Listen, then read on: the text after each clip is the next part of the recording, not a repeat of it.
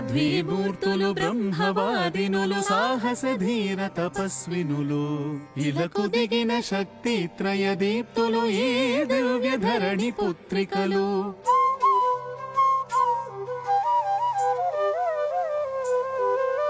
సాధ్వీమూర్తులు బ్రహ్మవాదినులు సాహస ధీర తపస్వినులు ఇలకు దిగిన శక్తి త్రయ దీప్తులు ఈ దివ్య ధరణి పుత్రికలు. సమన్వయం మే సనాతనం అని సామరస్యమే భారతీయమని. చిత్రం ఏంటంటే డైరెక్షన్స్ తో సహా చెప్తున్నాడండి పురాణవేత్త. కానీ మనం పురాణాలను ఎలా వింటామంటే పరమ అశ్రద్ధగా వింటాం, నిర్లక్ష్యంగా వింటాం. గుడి కంటే పుణ్యం వస్తుందని పరిగెత్తుకొస్తాం, కానీ వీటిపై ఏకాగ్రత ఉండదు. అందుకే క్షేత్రాల పవిత్రత తెలియదు, వాటిని ఎలా కాపాడుకోవాలో తెలియదు మనకి. కానీ విదేశస్తులు వీటిని చాలా జాగ్రత్తగా విని మేపలు గీసుకొని వచ్చి చూస్తున్నారండి. ఆశ్చర్యకరమైన అంశం. అలా కాశీలో ఒక సైంటిస్ట్ వచ్చి కాశీలో దివ్య తీర్థాలు దర్శించేట. ఎలాగంటే అక్కడ విదేశాల్లో లైబ్రరీలో సంస్కృత కాశీఖండం చదివి అక్కడ చెప్పినటువంటి క్షేత్రాలు విశ్వనాథుడికి వాయవ్య వైపుది, తూర్పు వైపుది అంటే మేపల ప్రకారం గీసుకొని వచ్చి అక్కడున్న ఒక ప్రొఫెసర్ సాయంతో రీసెర్చ్ చేశాడు, కాశీ మీద పుస్తకం రచించాడండి. అలాంటి శ్రద్ధ భారతీయ యువకులకు ఎప్పుడు వస్తుందా అని చూడాలి ఇక్కడ. ఎందుకంటే చిత్రం ఏంటంటే హిందూ మతంలో ఉన్న యువతులకు మాత్రమే ఈ మతం మీద గౌరవం ఉండదు. ఇతర మతస్థులకు మాత్రం వారి మతం మీద చాలా గౌరవం ఉంటుంది. ఏదో అమ్మ చెప్పిందనో నాన్న చెప్పాడనో చాలా నిర్లక్ష్యంగా గుడికి వస్తారండి. అసలు సత్యం అనే భావం ఉండదు. దీనికి ఒక చరిత్ర ఉందని కూడా వాళ్ళు భావించరు. కానీ వీటికున్న మన దేశంలో సనాతన హైందవ దేవాలయాలకున్న చరిత్ర ప్రపంచంలో ఇంక వేటికి లేవని మాత్రం సగర్వంగా చెప్పవచ్చు. కానీ ఎంత నిర్లక్ష్యం కలిగిన భారతీయ జాతి లాంటి మానవ జాతి ప్రపంచంలో ఇంకెక్కడా ఉండదు కూడా అని చెప్పాలండి. ఇక్కడ జాగృతి కలగాలి, జాగరణ కలగాలి. కేవలం పుణ్యాలు మహిమలు తెలుసుకోవడం కాదు, వాటిలో ఎన్ని చెప్తున్నాడు, ఏ కోణంలో పరిశీలించాలి ఆ చోట్లు. వాడు ప్రాచ్యాం అంటాడు ఒక చోట, నైరుత్యాం అంటాడంటే ఇవేవి కల్పితములు కావు. ఈ అరణ్యంలో నీకు తిరిగి ఓపిక ఉండాలి, నీ మోకాళ్ళకి సత్తు ఉండాలి, నీ బుద్ధికి ధైర్యం ఉండాలి, సాధన చేసే సంకల్పం ఉండాలి. తప్పకుండా నేటికి కనబడతాయి ఇవి. అటువంటి దివ్య తీర్థములు మన ఇక్కడ శ్రీశైలం లాంటి మహాక్షేత్రాలకి పురాణ ప్రశస్తి ఎంత ఉందో చారిత్రక ప్రాధాన్యం అంత ఉన్నది. ది హిస్టారికల్ ఇంపార్టెన్స్ అది మరువరాదు. అయితే మనకేం బాధ అంటే మన విద్యా వ్యవస్థలో భారతీయుల అసలు చరిత్ర మనం చదవలేదు, చదవనివ్వలేదు. స్వతంత్రం రాకపూర్వమే కాదు, స్వతంత్రం వచ్చేకి దశాబ్దాలు అయినప్పటికీ కూడా భారతీయులకి అసలైన భారతీయ చరిత్ర చదువుకునే అవకాశం దొరకడం లేదండి. లేదని మాత్రం అనవద్దు. అనేక మంది మేధావులు భారతీయ చరిత్రపై పరిశోధించి రాశారు, కానీ వాటిని మనకి స్టడీ మెటీరియల్ కింద అందించేటువంటి విద్యా వ్యవస్థ లేదు. కానీ ఇప్పుడు వివిధ మాధ్యమాల ద్వారా లభిస్తున్నాయి. యువత గ్రహించాలి. ఇవాళ నేను ఈ మాటలు చెప్పడానికి కారణం ఏంటంటే నాకు ఇవాళ ఎక్కువ సంఖ్యలో యువత కనబడుతున్నారు. వాళ్ళు ఆలయం మీద భక్తితో వచ్చారు. ఈ క్షేత్రానికి చరిత్ర ఉందని కూడా తెలుసుకోవాలని భావంతో చెప్పడం జరుగుతుంది. ఇక్కడ ఈ కోణంతో చూడండి. అని మహిమలు ధర్మాలు చెప్తూ కునికే వాళ్ళని మధ్య మధ్య లేపడానికి చెప్పేది కాదు పురాణ కాలక్షేపం అంటే. పురాణ కాలక్షేపం అంటే ఈ దేశపు చరిత్రని చెప్పడం, నీ కర్తవ్యాన్ని నిర్దేశించడం, నిన్ను ఉత్తమ మానవుడిగా తీర్చిదిద్దడం. ఇది పురాణం యొక్క ప్రయోజనం. ఇక్కడ నీ బాధ్యత నీకు తెలియజేయడం, ఒక ధార్మిక బాధ్యత ఉంటుంది నీకు. ఈ దేశంలో పుట్టినందుకు, ఒక హిందువుగా పుట్టినందుకు మనదైన ఒక ధార్మిక బాధ్యత ఉంది. దాన్ని మనం నెరవేర్చగలగాలి.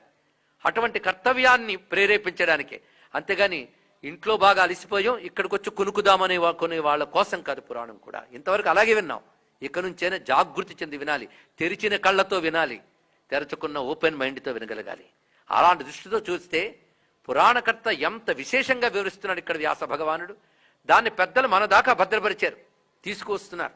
చిత్రం ఏంటంటే ఒక దివ్య సంఘటన ఒక చోట్లో జరిగి వెళ్ళిపోయినా కాలచక్రంలో అది భద్రపరచబడి ఉంటుందిట. దాని ప్రభావం ఆ ప్రాంతానికి ఉంటుంది. ఇవి రహస్యములండి. ఇక్కడ మనకు సూక్ష్మ భూమికలోకి కానీ వెళ్ళగలిగితే అప్పుడు వాళ్ళెప్పుడో చేసిన దివ్య శబ్దములు సూక్ష్మ భూమికలు వినవచ్చు. ఈ కాన్సెప్ట్ మీద హాలీవుడ్లో చాలా సినిమాలు వచ్చాయి. మనకి ఇంకా అంత ఆలోచన కూడా లేదు, ఊహాశక్తి కూడా. పురాణాల్లో వర్ణించిందని ఏదో అభూత కల్పన అనుకుంటాం, కానీ ఆ దివ్య భూమికలు ఉంటాయండి.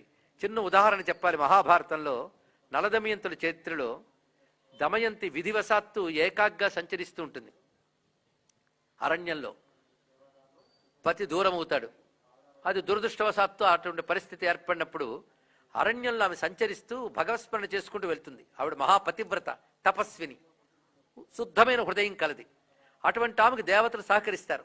ఒక చోటుకు ఆమె వచ్చేటప్పటికల్లా ఒక అద్భుతమైనటువంటి మునివాటికి కనబడుతుందిట. మహాభారతంలో వర్ణిస్తారు అరణ్య పర్వంలో. ఆ మునివాటికలు ఎందరో మహామునులు ఆశ్రమాలు గోచరిస్తాయి. వాళ్ళు యజ్ఞయాగాది క్రతువులు చేస్తుంటారు. మునులు కుటుంబాలు కనబడతాయి. అది చూడగానే ఆమెకు మనస్సు శాంతిస్తుంది. అంతవరకు ఏకాకిగా భయంకరమైన అరణ్యంలో సంచరిస్తున్న ఆమెకి ఒక్కసారి మునివాటికి కనబడగానే ఆమె వాళ్ళందరికీ నమస్కారం చేస్తుంది. మనస్సు కుదుట పడుతుంది. అప్పుడు ఆ మునులందరూ, అమ్మా నువ్వు భయపడకు, అతి త్వరలో ఈ కష్టాలు గట్టెక్కుతాయి, నువ్వు నీ పతితో కలుస్తావు, క్షేమంగా ఉంటావు అని ఆశీర్వదిస్తారు. ఆమె కళ్ళు మూసుకుని వాళ్ళకి నమస్కరించి కళ్ళు తెరిచేటప్పటికల్లా మరది కనబడదండి ఆ లోకం. ఏమిటది అంటే అక్కడ రహస్యం. దివ్యమైన అరణ్యంలో ఇలాగా మామూలు కంటికి గోచరం కాని సిద్ధ భూములు ఉంటాయి. భారతదేశంలో నేటికి ఉన్నాయి.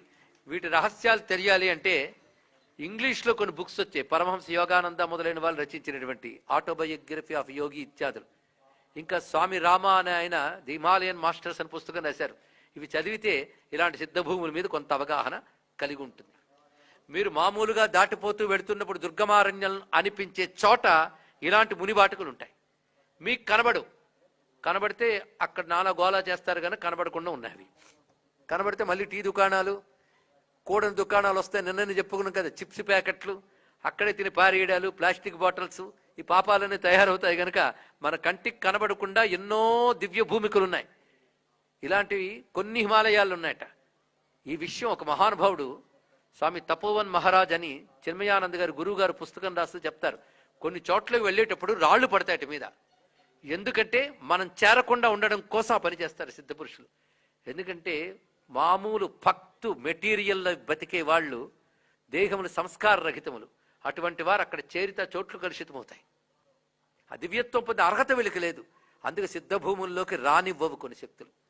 ఈ తీర్థవర్ణన, సిద్ధభూముల వర్ణన వింటే చాలు పుణ్యం అంటున్నారు. ఆ మాట అటుంచి ఈ వినడం వల్ల మనం ఎలాంటి గొప్ప చోట ఉన్నామో తెలుసుకుని తీర్థంపై భక్తి శ్రద్ధలు కలిగితే చాలు ఈ ప్రవచన ప్రయోజనం నెరవేరినట్లే. మనం పురాణ ప్రశస్తి చెప్పుకుంటున్నాం. ఇక్కడ పురాణముల్లో చెప్పినటువంటి తీర్థములు చిత్రం ఏంటంటే అవి నేటికి నేడు కనబడుతున్నాయి. పురాణముల్లో మీరు ఏ తీర్థక్షేత్ర మాహాత్మ్య వర్ణనలు చదివినా వాటిలో చెప్పిన చోట్లు అవి సూచించిన డైరెక్షన్స్తో సహా నేడు కనబడుతున్నాయండి. అంటే యుగాల క్రితమే వాటిని ఆ విధంగా రికార్డు చేసి పెట్టిన వ్యాసుడు అనబడే మహానుభావుడికి నమస్కారాలు చేసుకోవాలి. చరిత్ర ఇచ్చేశాడు. చిత్రం ఏంటంటే ఈ భారతదేశ చరిత్రను రాయాలి అనుకున్నప్పుడు అప్పటికే ఉన్న ప్రాచీన గ్రంథాలు చదివే ఓపిక లేక, వాటి మీద గౌరవభావం లేక, పైగా అవమాన బుద్ధి కలిగిన వాళ్ళు ఈ దేశ చరిత్ర రాసి అసలు చరిత్రను అందనివ్వకుండా చేశారండి. ఇక్కడ దీనికి తోడు భవిష్య పురాణం ఒక పురాణం ఉన్నది. దాంట్లో ఎంత గొప్ప చరిత్ర లభిస్తుందో వాటిని మనం పరిశీలించినప్పటికీ శ్రీశైల వైభవం అందులో ఉంది. భవిష్య పురాణం ప్రకారంగా శ్రీశైల వైభవ చరిత్ర చెప్తే ఇటీవల చరిత్రకారులు చెప్తున్న దానికి కూడా కొన్ని దగ్గరికి వస్తున్నాయి. ఇందాక చెప్పుకున్నాం భారతీయ చరిత్ర అసలు చరిత్ర కాకుండా ఎలా తారుమారు చేశారు. దీనికి కారణం ఈ దేశాన్ని పరిపాలించిన పాశ్చాత్యులు. వాళ్ళకి దేశంపై ప్రథమంగా గౌరవం లేకపోవడం వల్ల ఈ దేశంలో ఉన్నటువంటి గొప్ప సంస్కృతి, దాన్ని ఇచ్చిన మహాత్ములు మాలాగే దండయాత్ర చేసిన వాళ్ళని దుష్టభావం ఇక్కడ కల్పించడం కోసం వాళ్ళు సృష్టించిన అభూత కల్పన ఆర్య ద్రావిడ సిద్ధాంతం. ఆర్యులనే వాళ్ళు ఇక్కడ దండయాత్ర చేసి ద్రావిడ్ని తరిమి కొట్టారని దుష్ట సిద్ధాంతాన్ని వాళ్ళు రాశారండి. దాన్ని ఇటీవల పాశ్చాత్య చరిత్రకారులు కొందరు, మేధావులు కొందరు రీసెర్చ్ చేసి అదంతా కల్పన అని రుజువు చేశారు. కానీ ఆ తప్పుడు చరిత్ర మనం నేటికి చదువుకుంటున్నాం. దౌర్భాగ్యాల్లో పెద్ద దౌర్భాగ్యం ఇది. ఇప్పుడు చెప్పినంత మాత్రాన జనాలు మారిపోతారని అనుకోవట్లేదు. అంత మారేటంత చైతన్యం ఈ జాతికి పోయిందని కూడా తెలుసు. అందరూ నిద్రావస్థలోనే ఉన్నారు. అయినా ఎందుకు చెప్పుకుంటున్నామంటే శివుడి దగ్గర మొరపడితే ఎప్పటికైనా అనుగ్రహిస్తాడు నాశ. అందుకు ఈ క్షేత్రంలో చెప్పుకుంటున్నాం. తప్పుడు చరిత్ర చదువుతున్నాం. ఎన్నెన్ని తప్పుడు జరిగాయో తెలిస్తే ఉడికిపోతుంది. అవి తప్పులని ఆనాడు కొందరు చరిత్రకారులు చెప్పారు, స్వాతంత్రం సిద్ధించిన కాలంలోనే. కానీ అప్పుడు వచ్చిన వారు కూడా చెవిని పెట్టలేదు, తప్పుడు చరిత్ర మధ్య చదివించారు. ఇప్పుడు మార్చడానికి కూడా సాహసించలేని పరిస్థితి ఏర్పడిందండి. అప్పుడు చరిత్రకారుల్లో గొప్ప చరిత్రకారుల్లో ఒక ఆయన తెలుగువారు. ఆ తెలుగువారు గర్వించదగ్గ ఆయన. ఆయన పేరు కోట వెంకటాచలం గారు.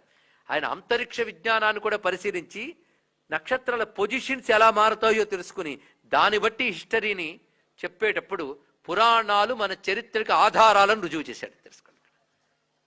అలా చూపిస్తూ ఆయన ఇచ్చిన హిస్టరీ ఇంగ్లీష్లో రాశాడు. ఆయన భారత చరిత్ర భాస్కర్ అని బిరుదిచ్చారు అంతే తప్ప ఆయన చరిత్ర తెలుసుకునేవారు ఆ తరంలో ఈ తరంలో ఎవరున్నారు? కానీ ఆయన రచించిన చరిత్ర చదివి అనేక మంది మేధావులు గ్రంథాలు రాశారండి. అలాంటి మేధావుల్లో ఒకరు కవి సమ్రాట్ విశ్వనాథ సత్యనారాయణ గారు. ఆయన ఒకవైపు జ్ఞానపీఠ గ్రహీతగా రామాయణ కల్పవృక్షం ఎలా రచించారో సనాతన ధర్మం కోసం గొప్ప సాహిత్యాన్ని అందించారు. కృష్ణ నిర్యాణం తర్వాత వరుసగా జరిగిన కథలన్నింటినీ మగధ రాజవంశ కథలు అని 12 నవలల రూపంలో రాశారు ఆయన పురాణ వీర గ్రంథమాల. ఇది కాక కాశ్మీర్ రాజవంశ చరిత్రలు, ఎందుకంటే కాశ్మీరంలో కలహరుడు రచించిన రాజతరంగిణి గ్రంథం ఉంది. దాన్ని బట్టి కాశ్మీరాన్ని ఎంతమంది చక్రవర్తులు పాలించారు, అది సనాతన ధర్మం నుంచి విడదీయలేని గొప్ప భూమి అని తెలుస్తుంది. కానీ ఆ చరిత్ర ఎంతమంది భారతీయులకు తెలుసండి? ఇక్కడ కలహరుడు రాజతరంగిణి, అదేవిధంగా నేపాల రాజవంశ చరిత్రలు, ఇవన్నీ ఆ మహానుభావుడు నవల రూపంలో రాశాడు ఆ తరంలో. ఇంతేకాకుండా కోట వెంకటాచలం గారు రాసిన చరిత్ర ప్రకారంగా శ్రీశైలానుకున్న మహాచరిత్ర చాలా విశేషమని తెలుసుకోవాలి. ఇక్కడ ఎంతమంది గొప్ప చక్రవర్తులు శ్రీశైలాన్ని పాలించారో, యుగాల నాటి చరిత్ర శ్రీశైలానిది, చరిత్రకందని చరిత్ర శ్రీశైలానిది గుర్తుపెట్టుకోండి. చరిత్రకందని చరిత్ర మొదటి రోజు ప్రస్తావన చేశాం. ఇది కేవలం అతిశయోక్తులు కావు, సత్యాన్ని గ్రహించడం లేదని ఆవేశంతో చెప్తున్న వాక్కులు. ఇక్కడున్న గొప్ప ఘన చరిత్ర ఏమిటి అంటే, దీన్ని పాలించిన వారు గుప్తవంశీకులు. నిన్ననే చెప్పుకున్న చంద్రగుప్తుడు మొదలైన వారు ఇక్కడ పాలన చేశారు. వాళ్ళ తనయే చంద్రవతి, దానివల్లే మల్లికార్జున నామం వచ్చింది. ఆ తర్వాత అనేక మంది చక్రవర్తులు వచ్చారు. ఆ చక్రవర్తుల్లో ప్రమర వంశమునకు వంశం వచ్చింది. అప్పుడు వారు ఆంధ్ర రాష్ట్రాన్ని, ఇప్పుడు మనం రాష్ట్రం అంటున్నాం, ఆంధ్ర మహారాష్ట్ర వీటిని కలిపి పాలించినటువంటి చక్రవర్తులు వారు ప్రమర వంశీకులు. ఈ ప్రమర పేరు కూడా భ్రమర నుంచి స్వీకరించారు వారు. అక్కడ వాళ్ళు శ్రీశైల మల్లికార్జును భక్తులు. అదే శ్రీశైల సంగే వివిధ ప్రసంగే తులాదృతుంగే సదా వసంతం తమర్జునం మల్లిక పూర్వమేకం అంటారు ఆదిశంకర భగవత్పాదుల వారు. ఆదిశంకర భగవత్పాదుల వారు నడయాడిన చోటంటే దీని చరిత్ర ఎంత ప్రాచీనమో చూడండి. దానికంటే ప్రాచీనమైన చరిత్ర ఇప్పుడు చెప్తున్నది. ఇక్కడ ప్రమర వంశం వాళ్ళు గొప్ప చక్రవర్తులు, శ్రీశైల మల్లికార్జుని భక్తులు, ఇక్కడ తపస్సును ఆచరించారు. వాళ్ళు శ్రీశైలం కేంద్రంగా రాజధానులు నిర్మాణం చేశారు తెలుసుకోండి. ఇక్కడ కానీ శ్రీశైలం ఒక రాజధాని. రాజధాని అంటే ఇప్పుడు అనుకున్న మనం చూస్తున్న రాజధానిలాగా రాజ్యాంగాలు నడిచే చోటని కాదు, రాజ్యాలకు కేంద్రమైన శక్తి అని అర్థం. ఇక్కడ అని శ్రీశైలాన్ని ఆధారం చేసుకుని ఒక మహా చరిత్ర వ్యాపించున్నది. ఆ చరిత్ర కూడా గ్రహించవలసిన అంశం ఉన్నది ఇక్కడ. అయితే ఆ చరిత్ర భద్రపరచబడి ఉన్నది లేక కాదు, కానీ మనకు తరాలకు అందనివ్వకుండా ఉన్నాయి. అది బాధాకరమైన అంశం. తెలుసుకోవాలి, శోధన చెయ్యాలనేటువంటి ఒక తపన భారత జాతికి లేదు. ఏం చేస్తాం? ఎంత వేగం పాశ్చాత్య ఉపాసనతోనే గడిచిపోతుంది. బాధాకరమైన అంశం ఇక్కడ. మిగిలిన వాళ్ళకి అహంకార ప్రదర్శనలతో జరిగిపోతుంది. ఇక్కడ అధికార దాహాలు, అహంకార ప్రదర్శనలు. జ్ఞానతృష్ణ ఏదండి? జ్ఞానంతో పెడితే చరిత్ర ఎలా కనబడుతుందో ఆశ్చర్యం. ఈ ప్రమర వంశంలో ప్రధానంగా 5 తరాల తర్వాత ప్రమర, మహాదేవ, దేవాపి, దేవదూత, గంధర్వసేన అని 5 తరాలు. ఒక్కొక్క చక్రవర్తి ఒకరి తర్వాత ఒకరు. అందులో 5వ వాడు గంధర్వసేనుడు. ఈ గంధర్వసేనుకి 2 పుత్రులు, శంఖుడు ఒకడు, ఇంకొకటి పేరు విక్రమార్కుడు. విక్రమార్కుడు అంటే చాలా మంది తెలుసు కదా, ఆ విక్రమార్కుడు ఆయన. గంధర్వసేనుకి 2 సంతానం. వారందరూ శ్రీశైల మల్లికార్జున భక్తులు. ఆ విక్రమార్కుడు ఈ శ్రీశైలాన్ని ఆధారం చేసుకుని పాలన విక్రమార్కుడు అన్న శంఖుడు ఇది శ్రీశైలాన్ని ఆధారం చేసుకుని పాలన చేస్తే విక్రమార్కుడు శ్రీశైలంలో తపస్సు చేశాడు. ఇక్కడే శాస్త్రాధ్యయనం చేశాడు ఆయన. ఆయనకి సహాధ్యాయిగా ఉన్నటువంటి వాడు కాళిదాసు. ఇవన్నీ రహస్యములండి ఇక్కడ. అలాంటి మహానుభావుడు ఉజ్జయిని ప్రాంతానికి వెళ్ళి అక్కడ శకులు మొదలైన వాళ్ళ చేత ఆక్రమించబడిపోయింది. వారిని జయించి అక్కడ తన సామ్రాజ్య స్థాపన చేసి క్రమంగా అఖండ భారతదేశానికి చక్రవర్తి అయ్యాడు విక్రమార్కుడు. విక్రమార్కుడు మహాచక్రవర్తి. అప్పుడు నేపాల కాశ్మీరాదులు కూడా ఆయనకి తర్వాత సామంత రాజుల కింద ఉన్నారు. వాళ్ళందరూ అఖండ చక్రవర్తి అయిన ఈ చరిత్రది. ఈ చరిత్రకి ఆధారం జక్కన మహాకవి విక్రమార్క చరిత్రం అనే గ్రంథం రచించాడు. ఆ విక్రమార్క చరిత్రలో అనేక పద్యాలు శ్రీశైల వైభవంపై వర్ణించారు. ఇక్కడ అవి చదివితే తెలుస్తుంది శ్రీశైల వల్లభం. అంటే అలాంటి ప్రబంధాలు ఉన్నా, ఇలాంటి పురాణాలు కనబడుతున్నా, ఇంత చారిత్రక ఆధారాలు కనబడుతున్నా, వేటిని చరిత్రకారులు తీసుకోకుండా వాళ్ళు ఇష్టమొచ్చుడు చేశారండి. ఇక్కడ ఇతని కాలం ఎప్పుడో తెలుసా? బీసీ 82. దాన్ని పాశ్చాత్యులు ఎంత వక్రీకరించారంటే, ఏడి 6వ శతాబ్దంలో విక్రమార్కుడు అనే పేరుతో ఒక వ్యాపారి ఉండేవాడు, వాడిని వీడిని కలిపేశారు. ఇలా చేసిన దుర్మార్గాల్లో మౌర్య చంద్రగుప్తుడు, తర్వాత ఎప్పుడో వచ్చినటువంటి చంద్రగుప్తుడు అనేటువంటి ఒక రాజు దగ్గర చంద్రగుప్తుడు అనే వ్యాపారి ఉండేవాడు. ఆ మౌర్య చంద్రగుప్తుడు రాజుని చంద్రగుప్తుని వ్యాపారిని కలిపి కొన్ని వేల సంవత్సరాల చరిత్ర కనుమరుగు చేశారండి. ఎన్ని జరిగాయో. ఇది దుర్మార్గాలు జరిగాయని కూడా మనకు తెలియదు. ఇగ్నోరెన్స్ ఇస్ ది బ్లిస్ అని బతికేస్తున్నాం. అసలు చరిత్ర ఇది. ఈ అసలు చరిత్ర చెప్పాలన్నా ఏ విశ్వవిద్యాలయము, ఏ పీఠము లేదు. ఏది చెప్పాలన్నా ప్రవచన పీఠమే మిగిలిందండి ఇప్పుడు, ఏ మాట అయినా చెప్పాలంటే. కానీ శోధించి సాధించి సత్యాన్ని చెప్పాలి అంటే మల్లికార్జునపై భక్తితో చెప్తున్నదే తప్ప ఇంకేమీ లేదు ఇందులో. ఇంత ఘన చరిత్ర ఉంది శ్రీశైలానికి ప్రస్తావించడానికి. ఎంత ప్రస్తావన! విక్రమార్క చక్రవర్తి పుట్టిన చోటు శ్రీశైలం, తపస్సు చేసిన చోటు శ్రీశైలం, విద్యలు నేర్చిన చోటు శ్రీశైలం, తన బాల్యం గడిపి చక్రవర్తిగా అయ్యే వరకు మసలిన చోటు శ్రీశైలం. దీని గురించి భవిష్య పురాణం ఏం చెప్తోందంటే, ఒక గుహ్యకుడు అంటే యక్ష, గుహ్యక, కిన్నర, గంధర్వ అనే దేవజాతుల్లో గుహ్యక జాతి ఒకటి. వీళ్ళ కుబేరుడు అధిపతి. ఆ గుహ్యకుల్లో ఒక గుహ్యకుడు ఇక్కడ తపస్సు చేస్తే పరమేశ్వరుడు తను అనుగ్రహించి సనాతన ధర్మ రక్షణ కోసం నువ్వు చక్రవర్తిగా పుట్టాలి అని శాసిస్తే అతడే విక్రమార్కుడుగా వచ్చాడని భవిష్య పురాణం చెప్తుంది. ఇది రహస్యమైన అంశం. అంటే హిస్టరీని, పురాణాన్ని ఎలా కలపాలో చూడండి. ఈ రెండింటినీ కలుపుతూ నేపాల్ రాజవంశ చరిత్రల్లో దూతమేఘం అనే ఒక నవల్లో విశ్వనాథ్ గారు చెప్పారు. ఇక్కడ ఇంకా ఈ చరిత్రని మనకి శ్రీశైల చరిత్ర రచిస్తూ సుమారు 60 ఏళ్ల క్రితం శ్రీశైల దేవస్థానం తరపునే ముద్రితమైన శ్రీశైల స్థల పురాణం అనే గ్రంథంలో కూడా ఈ అంశం ప్రస్తావన చేసింది. ఇప్పుడు ఆ పుస్తకం దొరకట్లేదు మనకి. అంటే ఈ దేశంలో మహాత్ములు చేశారు, ఉంచారు. మనం తెలుసుకునే ప్రయత్నం చేయండి. సత్యం తెలుసుకోవాలనే ఆశ ఉండాలి కానీ అందించడానికి నేటికి ఎంతో మనకు సామగ్రి ఉన్నది ఇక్కడ. కనుక ఇప్పుడు మీకు పురాణ ప్రసిద్ధిగా ఈ దివ్యమైన క్షేత్ర సిద్ధం భూముల మహిమ ఎంత చెప్తున్నామో, చారిత్రక ప్రశస్తిని కూడా ఇంత విశేషంగా చెప్పడం జరుగుతుంది. అటువంటి దివ్య చరిత్ర విక్రమార్కుడి పేరు వింటేనే ధన్యులమవుతాం మనం. ఇక్కడ ఆ మహానుభావుడు నిర్మాణం చేసినదే అయోధ్యలో రామజన్మభూమి మందిరం. అది అనంతర కాలంలో ధ్వంసమైంది. తిరిగి తెచ్చుకోవడానికి ఎంత అవస్థపడ్డామో మనందరికీ తెలిసినటువంటి విశేషం ఇది. ఆ విక్రమార్కుడి ప్రభ అఖండ భారతంలో వ్యాపించింది. ఈ విక్రమార్కుడి ప్రభే ఉజ్జయిని నగరం రాజధానిగా తీసుకుని అవంతి మహాసామ్రాజ్యం ప్రధానంగా చేసుకుని అఖండ భారతాన్ని పరిపాలించినది. సనాతన ధర్మ జయకేతనాలు ఎగురవేసింది. అటువంటి చరిత్ర ఈ దివ్యమైనటువంటి శ్రీశైలానికి ఉన్నది. అంత మహానుభావుని తీర్చిదిద్ది సనాతన ధర్మం కాపాడినటువంటి వాడు శ్రీశైల మల్లికార్జున స్వామి, శ్రీ భ్రమరాంబాదేవి ఈ క్షేత్రం తీర్చిదిద్దిందండి. అందుకే సనాతన ధర్మానికి శక్తి ఇవ్వగలిగిన శక్తి శ్రీశైల మహాక్షేత్రానికి ఉన్నది. దానికి మరొక నిదర్శనం ఏంటంటే, అన్యుల దుర్మార్గాలతో అతలాకుతలమైపోతున్న భారతదేశంలో అనేక గొప్ప గొప్ప చక్రవర్తుల వంశములు నాశనమైపోతున్న సమయంలో వంచనతో, హింసతో, దుర్మార్గంతో ఒకవైపు చరిత్రని, ఆలయాలని, శాస్త్రాలని, శాస్త్రవేత్తల్ని ధ్వంసం చేస్తూ దుర్మార్గులు వ్యాపించిపోతున్న కాలంలో సమర్థ రామదాసు లాంటి మహాత్ములు తపస్సు ధారపోసి ఆ రామచంద్రమూర్తిని, హనుమంతుని ప్రార్థన చేసి నా దేశం బాగుండాలి, సనాతన ధర్మం బాగుండాలని ఎందరో మహాత్ములు తప్పించిపోయారు. ఆ సమయంలోనే తుకారాం లాంటి యోగులు మహారాష్ట్ర దేశంలో పుట్టారు. భక్తులు, మహాత్ములు, యోగులు పుట్టిన ఆ సమయంలో పరమేశ్వరుడు యొక్క అనుగ్రహంతో పుట్టిన మహానుభావుడు శివ వరప్రసాది ఛత్రపతి శివాజీ.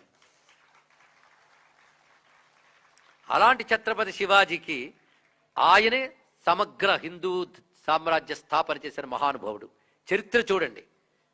ఆయన గురించి ఎవడో కొంచెం అవహేళనగా మాట్లాడితే ఎర్రగా వాడిని మందలించి ఛత్రపతి శివాజీ నమస్కరించాలయ్యా, ఆయన లేకపోతే భారత జాతి లేదు, ఆయన్ని గౌరవించాలి అంటూ ధ్యానంలో ఆయనకు నమస్కారం సమర్పించుకున్నారు స్వామి వివేకానంద. అది ఛత్రపతి శివాజీ అంటే. అలాంటి ఛత్రపతి శివాజీ ఈ క్షేత్రానికి వచ్చి మల్లికార్జున స్వామిని, అమ్మవారిని నమస్కారం చేసి ఎక్కడ ఏ యుద్ధానికి బయలుదేరినా హరహర మహాదేవ నినాదంతో బయలుదేరే ఛత్రపతి శివాజీ ఇక్కడ అయ్యవారి అనుగ్రహం పొంది అమ్మవారిచ్చిన ఖడ్గం పట్టుకుని సనాతన ధర్మ స్థాపన చేసిన మహాపురుషుడు. అంత చరిత్ర పెట్టి చెప్పిన మహానుభావుడు 40 ఏళ్లే జీవించాడు.